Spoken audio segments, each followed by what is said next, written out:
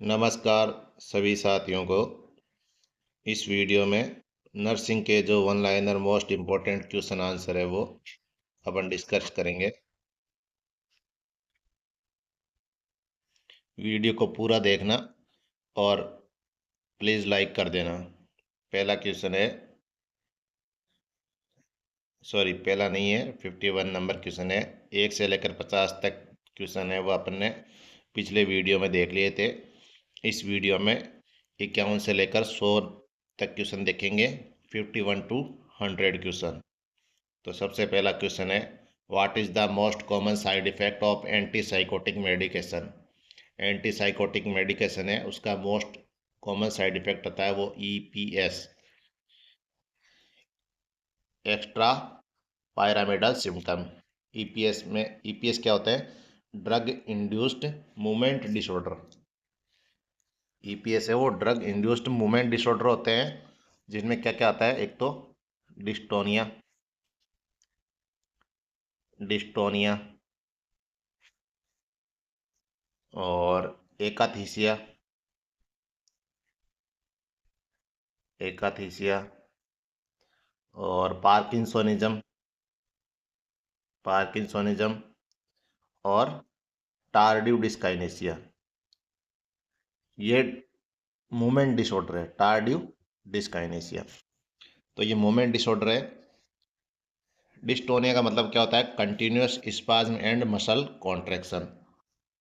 एकाथीसिया का मतलब क्या होता है? Motor restlessness. और पार्किंसोनिज्म में मूवमेंट डिसऑर्डर देखने को मिलते हैं, वो है रिजिडिटी, ब्रेडिकार्नेसिया और ट्रेमर। और टार्डिव डिस्काइनेसिया है इरेगुलर जर्की मूवमेंट। तो पहला क्वेश्चन अपना कंप्लीट हो गया। Common side effect of antipsychotic medication, जिसमें ईपीएस और ईपीएस है वो मूवमेंट डिसऑर्डर होते हैं। और मूवमेंट डिसऑर्डर कौन कौन से होते हैं मैंने आपको बता दिए, dystonia, akathisia, parkinsonism and tardive dyskinesia. इन सभी की डेफिनेशन भी मैंने आपको बता दी। ठीक है, बढ़ते हैं अगले क्वेश्चन की ओर। What is the hallmark symptom of schizophrenia? Delusion and hallucination. तो सिजोफ्रेनिया में एक तो देखने को मिलता है डिल्यूजन और दूसरा है हेलुसिनेशन। डिल्यूजन क्या होता है? False belief, false belief. ठीक है। और हेलुसिनेशन क्या होता है? Sensory experiences without external stimuli. कुछ भी नहीं होता है और फिर भी ऐसा लगता है कि कुछ है, तो उसको बोलते हैं हेलुसिनेशन।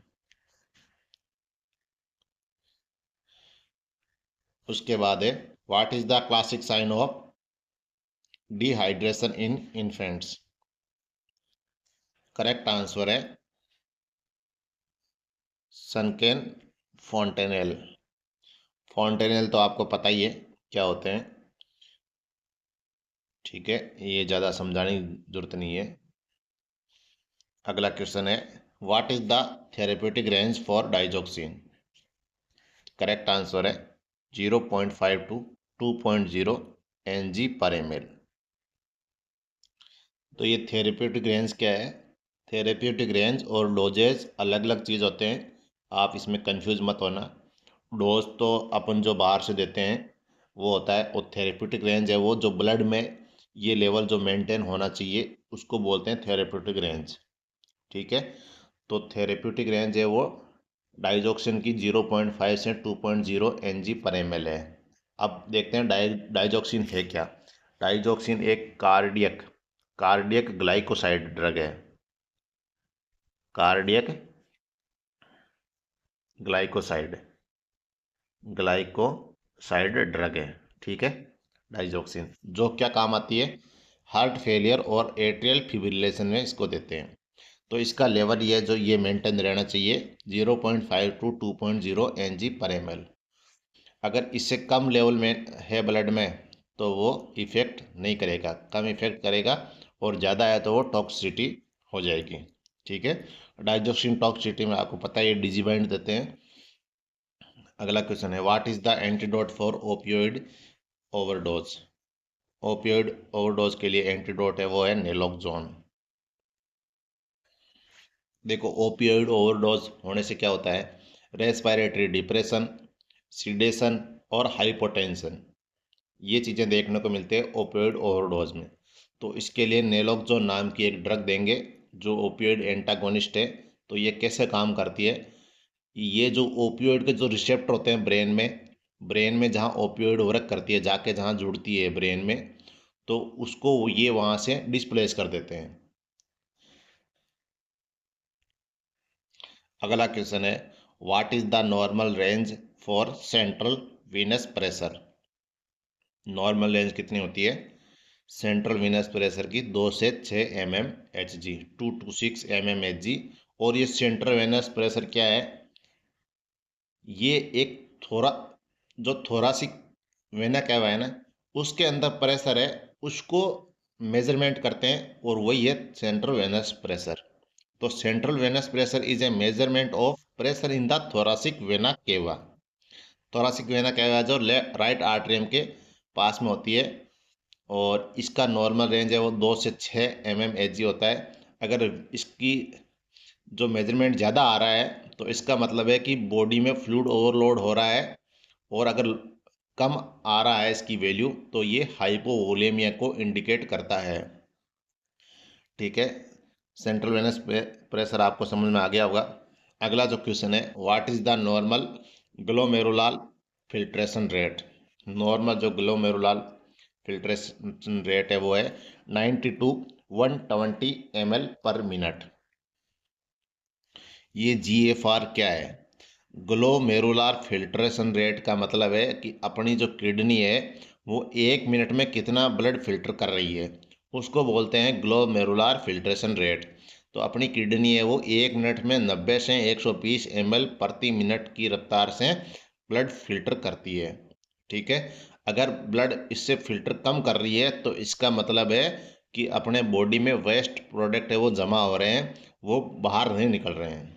ठीक है, अगला क्वेश्चन है, what is the normal range for serum cholesterol. तो नॉर्मल रेंज होती है सीरम कोलेस्ट्रॉल की लेस देन 200 mg पर DL।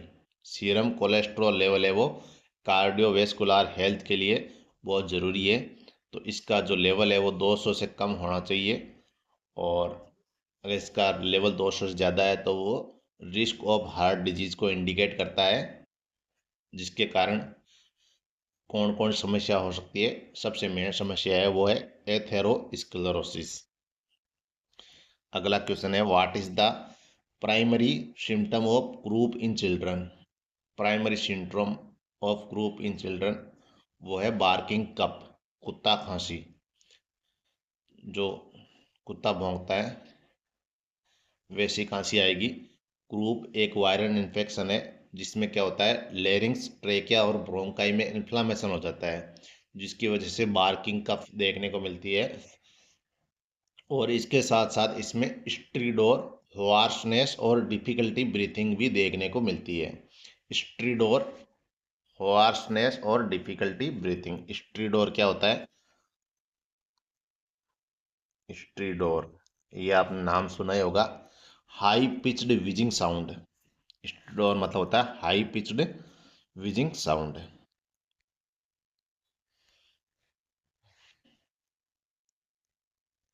अगला क्वेश्चन है, what is the most common sign of preeclampsia. Preeclampsia का जो मोस्ट कॉमन साइन है वो है high blood pressure and proteinuria. Preeclampsia क्या है? एक प्रेगनेंसी में होने वाला कॉम्प्लिकेशन है जिसमें हाई ब्लड प्रेशर और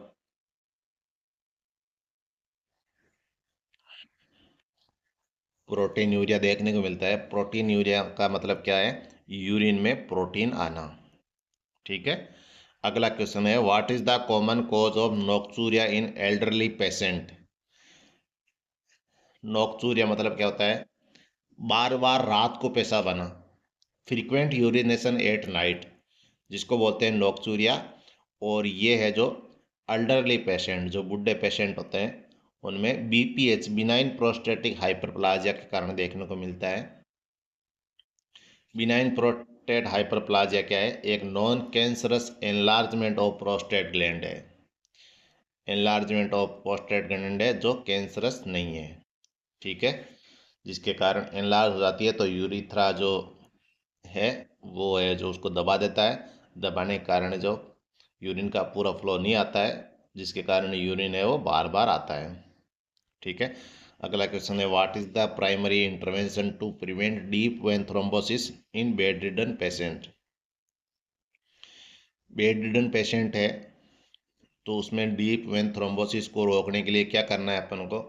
देखो, डीप वेन थ्रोम्बोसिस है जो ज़्यादातर पोस्ट ऑपरेटिव मरीजेस होते हैं उनमें देखने को मिलता है, क्योंकि उनको मूवमेंट के लिए रोकते हैं। उनको मूवमेंट के लिए रोकते हैं, नहीं तो ऑपरेशन फेल हो जाता है। तो उसमें उस कंडीशन में डीप वेन थ्रोम्बोसिस होने के चांसेस रहते हैं। तो ये क्या होता है डीप वेन थ्रोम्बोसिस। एक ब्लड का क्लॉट बन जाता है डीप वेन में। जो बॉडी की एक तो सुपरफिशियल वेन दिखती है अपन को, जहाँ अपन कैनुला लगाते हैं। एक जो डीप वेन होती है बहुत अंदर होती है, जो अपन को दिखती नहीं है, उसके अंदर ब्लड क्लॉट बन जाता है, जिसको बोलते हैं डीप वेन थ्रोम्बोसिस। और ये बेड रिडन पेशेंट है, जो पेशेंट है ना जो बेड पे ही रहते हैं, ज़्यादा हिल डुल नहीं पाते हैं, उनमें ये देखने को मिलती है। और इस कंडीशन को रोकने के लिए कंप्रेशन स्टोकिंग और अर्ली मोबिलाइजेशन करना ज़रूरी है। अर्ली मोबिलाइजेशन कर और लेग एक्सरसाइज भी करना ज़रूरी है। मतलब अर्ली मोबिलाइजेशन का मतलब है कि पेशेंट जो पोस्ट ऑपरेटिव है, कुछ कुछ डॉक्टर है जो बोलते हैं आज आज नहीं हिलना है, कुछ बोलते हैं 2 दिन 3 दिन 4 दिन तक आपको बेड से उठना ही नहीं है। तो ऐसी कंडीशन में क्या करना है, जितना जल्दी हो सके पेशेंट को घूमने के लिए या चलने के लिए बोल देना है, ताकि जब पेशेंट चलेगा तो लेग की एक्सरसाइज होगी, जिसके कारण है वो सर्कुलेशन मेंटेन बना रहेगा। नेक्स्ट क्वेश्चन है, what is the primary symptom of pericarditis. Pericarditis का प्राइमरी सिम्टम है वो है शार्प प्लूराइटिक चेस्ट पेन। पेरिकार्डाइटिस क्या है, इन्फ्लामेशन ऑफ द पेरिकार्डियम। और पेरिकार्डियम है वो कवरिंग ऑफ हार्ट है। और इसमें प्राइमरी सिम्टम देखने को मिलता है वो शार्प स्टेबिंग चेस्ट पेन, जो कि जब अपन डीप ब्रीथ लेते हैं तो वो बढ़ जाता है, और जब अपन लेटते हैं तो वो भी बढ़ जाता है। और जब बैठते हैं और आगे की ओर झुकते हैं तो उसमें आराम मिलता है। तो ये खासियत होती है पेरिकार्डाइटिस की। शार्प प्लूराइटिक चेस्ट पेन होता है जब डीप ब्रीथ लेते हैं और लेटते हैं तब ज़्यादा होता है, और बैठते हैं और आगे की ओर झुकते हैं तो कम होता है। अगला क्वेश्चन है, what is the normal range for serum potassium. Serum potassium की नॉर्मल रेंज है 3.5 टू 5.0 एम मिली इक्विवेलेंट प्रति लीटर। पोटेशियम एक असेंशियल इलेक्ट्रोलाइट है, जिसके कारण क्यों ज़रूरी है, बॉडी में कोशिका नर्वे और जो मांसपेशियां हैं वो प्रॉपर तरीके से फंक्शन कर सके, इसके लिए ये बहुत ज़रूरी है। और अगर ये नॉर्मल से कम या ज़्यादा हो जाता है तो बहुत ही घातक है। इसमें क्या है, सीरियस कार्डियक और न्यूरोमस्कुलर डिसफंक्शन देखने को मिलता है। अगला क्वेश्चन है, what is the primary treatment for tension pneumothorax. Tension pneumothorax का प्राइमरी ट्रीटमेंट है वो है needle decompression followed by chest tube insertion. तो टेंशन न्यूमोथोरेक्स में क्या होता है कि एयर एक्यूमुलेट हो जाती है प्लूरल स्पेस के अंदर और वो बाहर नहीं निकल पाती, जिसके कारण इंट्राथोरेसिक प्रेशर बढ़ जाता है, और उसको बोलते हैं टेंशन न्यूमोथोरेक्स। इसके लिए निडल डाल के और एयर को बाहर निकालना है, और उसके बाद चेस्ट ट्यूब डाल देनी है, ताकि वो एयर है वो जमा नहीं हो और कंटिन्यूसली बाहर निकलती रहे। अगला क्वेश्चन है, what is the primary cause of gestational diabetes. Gest gestational diabetes मतलब प्रेगनेंसी में डायबिटीज क्यों होता है, इसका प्राइमरी कॉज है वो है insulin resistance due to placental hormone. Pregnancy में जो प्लेसेंटा हार्मोन सिक्रीट करती है उसकी वजह से इंसुलिन है वो रेजिस्टेंस हो जाता है, और जिसके कारण ग्लूकोज है वो सेल में नहीं पहुंच पाता और ब्लड में बढ़ जाता है। अगला क्वेश्चन है, what is the primary side effect of TCA, tricyclic anti depressant drug.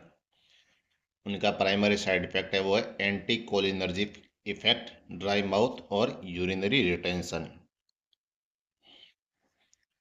देखो, एंटी कोलिनर्जिक और कोलिनर्जिक दो तरह की होते हैं ड्रग। एक तो होती है कोलिनर्जिक और दूसरी होती है एंटी कोलिनर्जिक। तो इसका मैं आपको फंडा है जो क्लियर कर देता हूँ आज। कोलिनर्जिक एजेंट है वो क्या करते हैं और एंटी कोलिनर्जिक एजेंट क्या करते हैं। तो सबसे पहले इनकी अपन मैकेनिज्म ऑफ एक्शन देख लेते हैं कि कोलिनर्जिक एजेंट है वो स्टिमुलेट करते हैं एसिटाइल कोलिन को, और एसिटाइल कोलिन की जो एक्शन है उसको स्टिमुलेट करते हैं, और एंटी कोलिनर्जिक एजेंट है वो block the action of acetyl choline. Acetyl choline की जो एक्शन है उसको ब्लॉक कर देते हैं। ठीक है। तो इनका क्या इफेक्ट होता है, अगर स्टिमुलेट कर देते हैं कोलिनर्जिक एजेंट एसिटाइल कोलिन के एक्शन को तो क्या होगा, पैरासिम्पैथेटिक जो नर्व सिस्टम है वो एक्टिव हो जाएगा, उसको बढ़ाएंगे ये। और एंटी कोलिनर्जिक है वो पैरासिम्पैथेटिक जो नर्व सिस्टम है उसको रोक देंगे, इनिबिट कर देंगे। तो इसमें कैसी कैसी चीज़ें देखने को मिलेगी अपन देखते हैं। सलाइवेशन वो है कोलिनर्जिक एजेंट वो बढ़ाते हैं, और एंटी कोलिनर्जिक एजेंट है वो सलाइवेशन कम कर देते हैं। तो अगर सलाइवेशन कम कर देंगे एंटी कोलिनर्जिक एजेंट तो ड्राई माउथ देखने को मिलेगा। अब प्यूपिल साइज में कोलिनर्जिक एजेंट है वो कॉन्स्ट्रिक्ट करते हैं प्यूपिल को, और एंटी कोलिनर्जिक एजेंट है वो डायलेट करते हैं।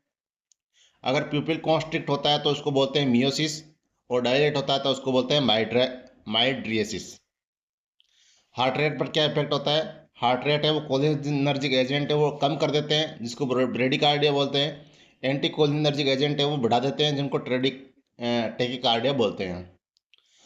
जीआई सिस्टम पर क्या इफेक्ट होता है, कोलिनर्जिक एजेंट है वो जीआई सिस्टम जीआई मोटिलिटी को इंक्रीज कर देते हैं जिसके कारण डायरिया होता है, और एंटी कोलिनर्जिक एजेंट है वो जीआई सिस्टम को जीआई मोटिलिटी को डिक्रीज करते हैं जिसके कारण कॉन्स्टिपेशन होता है।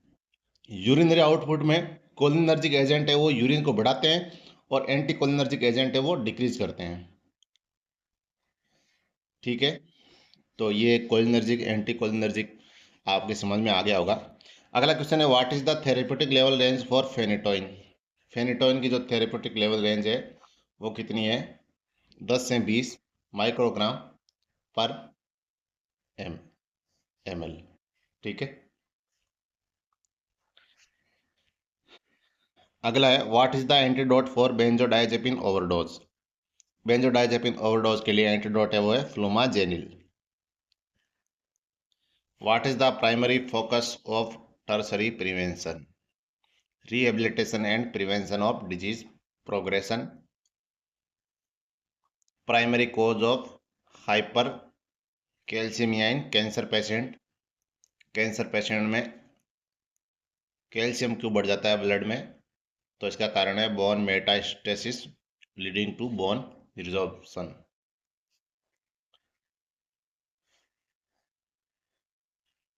What is the normal range of serum calcium.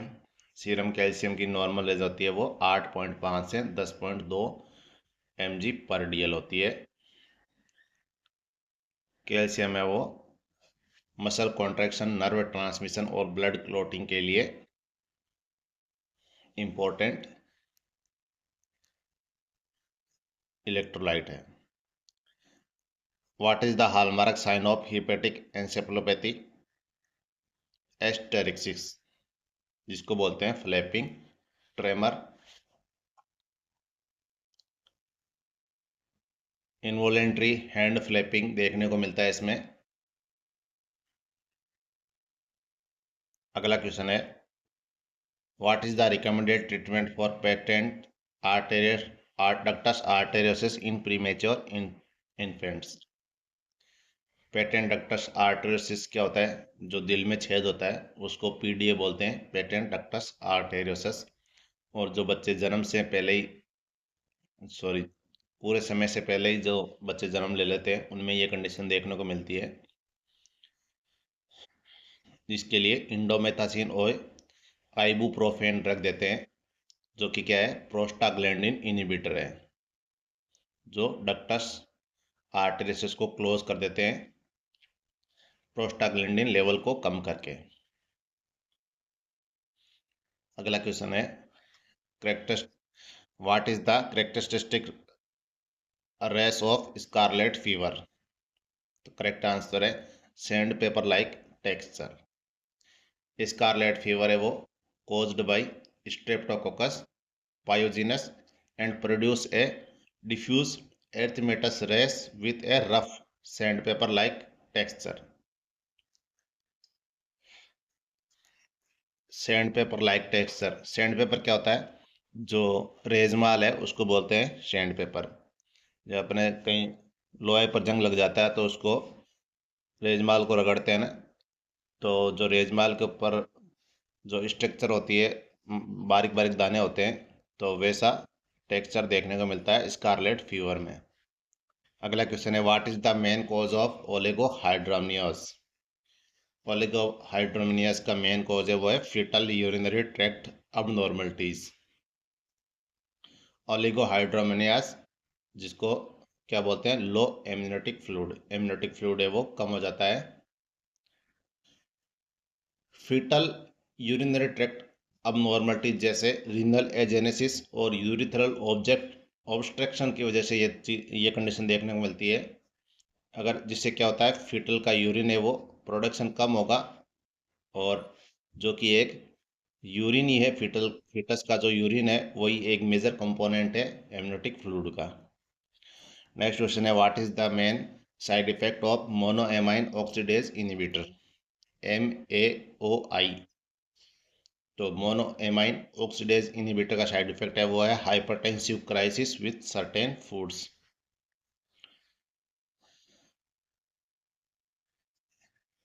MAOI क्या करते हैं? Inhibit the breakdown of monoamine. Monoamine कौन कौन से हैं?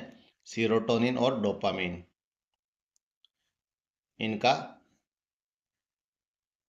एक्शन है वो इनहिबिट कर देते हैं, जिसके कारण हाइपरटेंसिव क्राइसिस देखने को मिलती है। अगर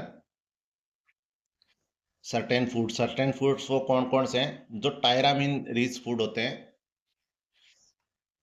अगर मोनो एमाइन ऑक्सीडेज इनहिबिटर के साथ अगर टायरामिन रिच फूड अगर खा लेते हैं तो इसकी वजह से हाइपरटेंशन क्राइसिस देखने को मिलता है। तो टायरामिन रिच फूड में क्या आते हैं? एज्ड चीज़, पुराना जो चीज़ है, और फर्मेंटेड प्रोडक्ट है, वो सभी टायरामाइन रिच फूड के अंदर आते हैं। अगला क्वेश्चन है what is the antidote for heparin overdose. Heparin overdose के लिए एंटीडोट है वो है प्रोटामिन सल्फेट। नेक्स्ट क्वेश्चन है what is the main cause of nephrolithiasis, calcium oxalate stone. Nephrolithiasis क्या होता है? किडनी स्टोन को ही नेफ्रोलिथियासिस बोलते हैं, जो कि high urinary concentration of calcium and oxalate, low fluid intake और डाइटरी इम्बैलेंस के कारण है जो ये कंडीशन देखने को मिलती है। अगला क्वेश्चन है what is the normal range for serum magnesium. Serum magnesium जो असेंशियल है किस किस के लिए? मसल फंक्शन के लिए, नर्व सिग्नलिंग के लिए और एंजाइमेटिक रिएक्शन के लिए असेंशियल है, और इसकी नॉर्मल रेंज है वो ब्लड में 1.7 से 2.2 mg पर डीएल मेंटेन होनी चाहिए। अगला क्वेश्चन है what is the primary characteristic of impetigo. Impetigo एक बैक्टीरियल स्किन इन्फेक्शन है। इम्पेटिगो एक बैक्टीरियल स्किन इन्फेक्शन है ऑफन कोज्ड बाई, जो कि स्टेफाइलोकोकस एरोस और स्टेप्टोकोकस पायरोजिनस की वजह से देखने को मिलता है, और इसमें honey coloured crust on erythematous base.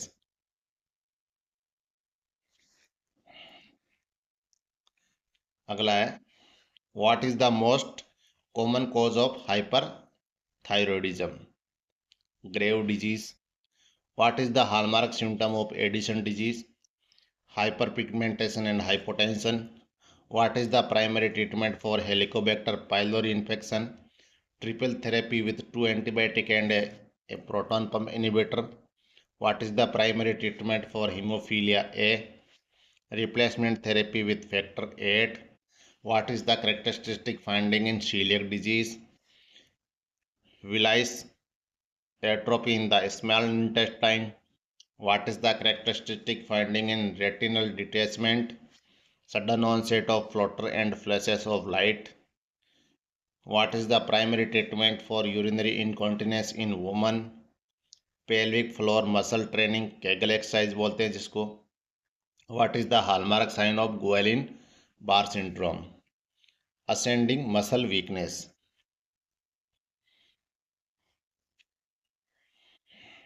What is the antidote for warfarin overdose? Vitamin K. What is the therapeutic level range for carbamazepine? 4 to 12 mcg per ml. What is the normal range for serum sodium? 135 to 145 MEq per liter. What is the characteristic symptom of Meckel diverticulum in children? Painless rectal bleeding. Meckel diverticulum क्या होता है? एक small pouch बन जाता है lower part of small intestine में. एक pouch बन जाता है, थैलीनुमा स्ट्रक्चर बन जाती है स्मॉल इंटेस्टाइन का जो लोअर पार्ट है उसके अंदर. तो ये क्यों बन जाती है? ये कंजेनिटल अबनॉर्मलिटी है. और ये क्यों बन जाती है? क्योंकि अम्बिलिकल कॉर्ड और इंटेस्टाइन के बीच में अबनॉर्मल कनेक्शन हो जाता है. ठीक है. अगला जिसमें क्या देखने को मिलता है? Painless rectal bleeding. What is the preferred site for intramuscular injection in infant? Vastus lateralis muscle. तो वास्टुस लैटरलिस मसल कौन सी है वो आप देख सकते हो. ये रही वास्टुस लैटरलिस मसल, ये वाली.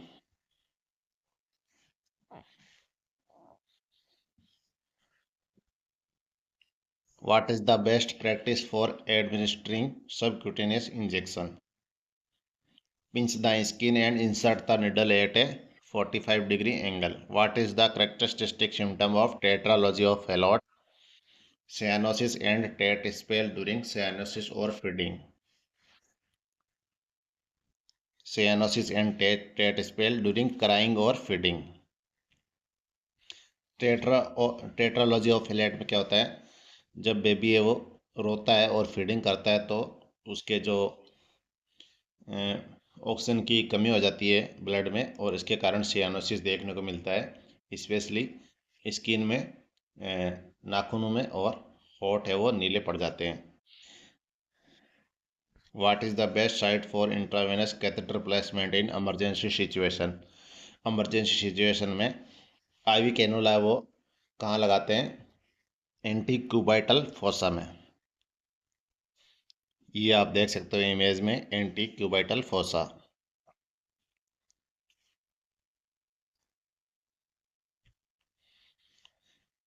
What is the hallmark finding in Goodpasture syndrome? Antiglomerular basement membrane antibodies. What is the antidote for magnesium sulphate toxicity? Calcium gluconate. What is the first line treatment for haemochromatosis?